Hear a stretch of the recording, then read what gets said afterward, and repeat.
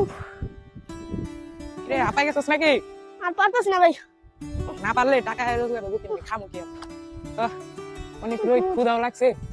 চল বাসা যাই। চলো। চল এমন সময় হয়ে গেছে। চল বাসা যাই। যা কিছু খাওয়া দাওয়া গিয়ে। বাসায় কি আজকে কিছু রান্না করছে? আয় রে কি একটা অবস্থা।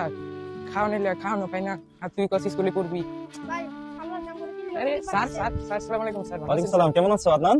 এই আসি কোনো রকমে। কই গেছিল আপনারা দুই ভাই? ওই সামনে একটু কাজ করতে গেছিলাম। সামনে একটু কাজ মানে ওরে ছোট মানুষ ও কাজ করতে পারে? কি আর করার স্যার, আমরা গরিব মানুষ, টাকা পয়সা নাই, পড়ালেখা করানোর মতো টাকা তো আমাদের নাই, আমরা গরিব, দিন আনি দিন খাই। পরে যদি কামে না লাগে না আমি কেমনে পড়? ওর মতো একটা সোনার ছেলে পড়াশোনা যদি না করতে দাও তাহলে হবে? বলো তো ভাই। স্যার পড়াইতে তো চাই। একটা কথা বলি কি, আমাদের স্কুলে অনেক সার্ভিস আছে তো ছেলে মেয়েদের, আমি একটু ম্যামের সাথে কথা বলবো না, ঠিক আছে? তুমি একটু দেখো তোমার ভাইকে একটু পড়াশোনা করানো যায় কিনা, হ্যাঁ?